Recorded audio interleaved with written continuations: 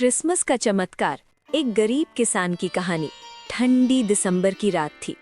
पूरा गांव रंग बिरंगी लाइटों से सजा हुआ था। चर्च की घंटियां बज रही थी और हर तरफ मैरी क्रिसमस की आवाज गूंज रही थी। लेकिन गांव के बाहर खेतों के पास बनी एक टूटी फूटी झोपड़ी में किसान हरीराम चुपचाप बैठा था। हरीराम बहुत गरीब था।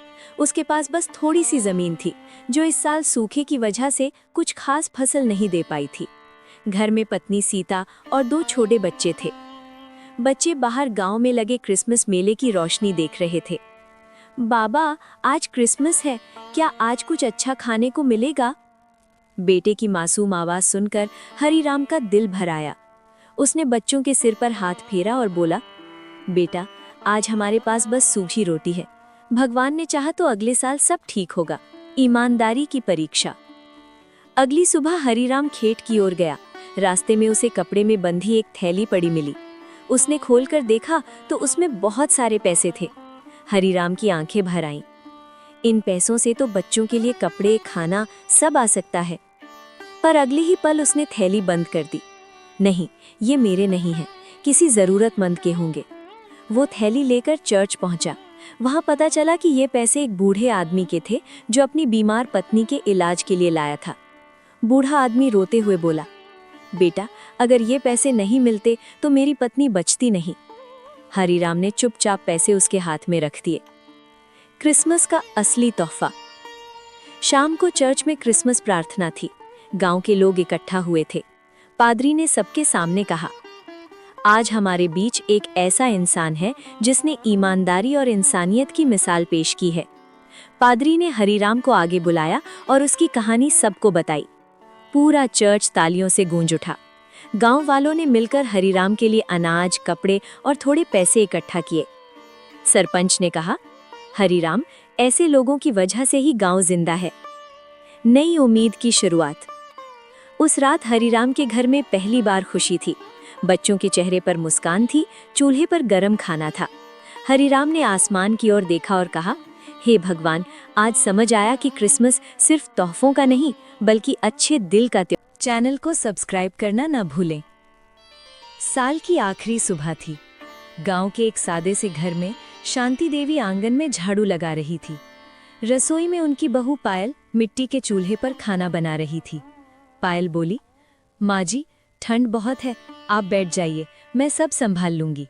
शांति देवी बोली, नया साल आने वाला है बहू, काम भी साथ करेंगे और खुशियां भी। पायल की शादी को अभी 6 महीने ही हुए थे। वो शहर से गांव आई थी।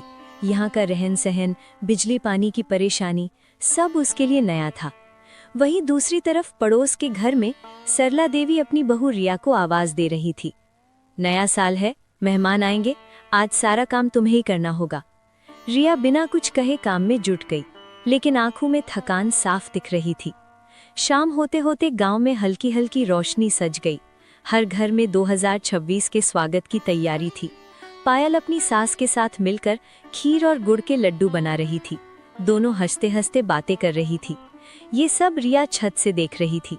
वो मन ही मन बोली, काश मेरी सास भी ऐसी होती। रात 12 बजे गांव के मंदिर की घंटी बजी। साल 2026 आ चुका था। अचानक रिया की तबीयत बिगड़ गई। चक्कर खाकर वो बैठ गई। सरला देवी घबरा गई। पड़ोसियों को बुलाया गया। शांति देवी और पायल तुरंत पहुंची। पायल ने रिया को पानी पिलाया और शांति देवी ने कहा, बहू को। ये कहानी है सूर्यनगर राज्य की, जहां के राजा रुद्रदेव न्याय और करुणा के लिए प्रसिद्ध थे। उसी राज्य के कोने में बसे एक गांव में रहता था अर्जुन, एक कुम्हार, मिट्टी के बर्तन बनाने वाला। अर्जुन के परिवार में बस उसकी बीमार माँ गोमती थी। शुरुआत, संघर्ष और ताने। माँ, मैं बाजार जा रहा हूँ, शाम तक आऊंगा। बेटा, आज पोथी औषधि ले आना, खून की कमी बढ़ रही है। अर्जुन ने मुस्कुराकर हामी भरी, लेकिन उसका मन भीतर से टूटा हुआ था। उसका धंधा खत्म होने के कगार पर था, क्योंकि लोग नए नए महंगे चीनी मिट्टी के बर्तन खरीदने लगे थे। मिट्टी के बर्तन को लोग गरीबों का सामान समझने लगे थे। बाजार पहुंचकर अर्जुन ने अपना चाक सेट किया। एक आदमी की घड़ा टूट गया और वो अर्जुन के पास पहुंचा। भैया, दे दो, मैं 2 मिनट में जोड़ देता हूँ। अरे नहीं, सामने से नया ले लूंगा। पर काम तो 2 मिनट का। भाई, कौन टूटा घड़ा लेकर घूमे, ये सब अब पुरानी बात हो गई। अर्जुन निराश होकर बैठ गया। सारा दिन बस एक बूढ़ी दादी आईं, वो भी आधा पैसा देकर चली गईं। शाम तक अर्जुन की जेब में बस कुछ सिक्के थे। घर लौटकर देखा, माँ भूखी थीं। रोटी पड़ोसी नरेश से मांगनी पड़ी। नरेश ताना मारते हुए बोला, लो अर्जुन, भूखे कलाकार, अब तो भीख भी मिट्टी के बर्तनों में लेनी पड़ेगी तुम्हें। अर्जुन चुप रहा। माँ की आंखें भर आईं। कदम कदम पर अपशकुन और बदनसीबी। अगली सुबह अर्जुन की बहन रीना और सुरेश गांव आए, लेकिन जैसे ही सुरेश ने दहलीज पार की, अर्जुन के चाक की लोहे की कील उनके पैर में चुभ गई। रीना चिल्लाई, हाय दैया, ये घर अशुभ है, इस लड़के के हाथ पैर ही मनहूस हैं। सुरेश भी गुस्से से बोला, अपने कबाड़ को समेटो, तुम्हारी वजह से खून निकल आया। माँ भी टूट गई, हाँ, तू ही मनहूस है, तेरे बर्तन जैसे टूटते हैं वैसे ही हमारी किस्मत भी। ये सुनकर अर्जुन का दिल चकनाचूर हो गया। वो आधी रात को घर से निकल गया। गुफा में एक चमकदार मिट्टी की मूर्ति पड़ी थी। अर्जुन रोता हुआ बोला, हे भगवान, मुझे ऐसा क्यों बनाया? सब टूट रहा है, मेरी जिंदगी, मेरा सम्मान, मेरे रिश्ते। अचानक मुक्ते जैसे प्रकाश उठा। मूर्ति में जान आ गई। वो असल में धरती देवी की दासी, एक श्रापित यक्षिणी थी। डरो मत मनुष्य, मैं तुम्हें नुकसान नहीं पहुंचाऊंगी। तुम कौन? मुझे एक दुष्ट तांत्रिक ने श्राप देकर पत्थर बना दिया था। तुमने अपने आंसुओं से मेरा जादू तोड़ा है। यक्षिणी ने कहा, तुम्हारे हाथों में मिट्टी को जीवन देने की शक्ति है, मैं तुम्हें वरदान देती हूँ। उसने अपना दंड उठाया और बोली, आज से जिस भी मिट्टी के बर्तन को तुम हाथ लगाओगे, वो ना सिर्फ जुड़ जाएगा, बल्कि पहले से 10 गुना सुंदर हो जाएगा। अर्जुन की आंखें चमक उठीं। लेकिन देवी, ग्राहक ही कहाँ हैं? चिंता मत करो, एक ऐसा ग्राहक आएगा जो तुम्हारी किस्मत हमेशा के लिए बदल देगा। महल में समस्या, राजकुमारी का टूटका कलश। उधर सूर्यनगर महल में हाहाकार मचा था। राजकुमारी वसुधरा को उसकी स्वर्गवासी माँ की अंतिम निशानी, एक मिट्टी का अद्भुत चित्रांकित कलश, अचानक टूट गया था। राजकुमारी रो रही थी, ये मेरी माँ की याद है, इसे कौन ठीक करेगा? राजा ने आदेश दिया, जो इस कलश को ठीक करेगा उसे हम जीवन भर का सम्मान और एक बड़ा उपहार देंगे। राज्य में घोषणा फैल गई। अर्जुन का पहला चमत्कार और बुलावा। अगले दिन बाजार में एक मुसाफिर आया। भाई, घड़ा टूट गया है, जोड़ दोगे? अर्जुन ने हाथ लगाया, घड़ा चमक उठा और नया जैसा बन गया। मुसाफिर हक्का बक्का, ये तो चमत्कार है, चलो मैं राजमहल जा रहा हूँ, वहां भी कलश टूटा है, तुम भी चलो, तुम्हारी किस्मत खुल जाएगी। अर्जुन को देवी के शब्द याद आए, एक ग्राहक आएगा। महल का दृश्य, अपमान, फिर बुलावा। महल के बाहर भीड़ इकट्ठा थी। अर्जुन अंदर जाना चाहता था, लेकिन सैनिक बोले, चल हट, गरीब कुम्हार, यहाँ तेरे लिए जगह नहीं। मनहूस कहीं का। राजकुमारी ने शोर सुना और खिड़की से झांका। अर्जुन की सरल आंखें देखकर बोली, उसे अंदर आने दो। सैनिक सकपका गए। अर्जुन अंदर पहुंचा। चमत्कार, टूटा कलश सामने था।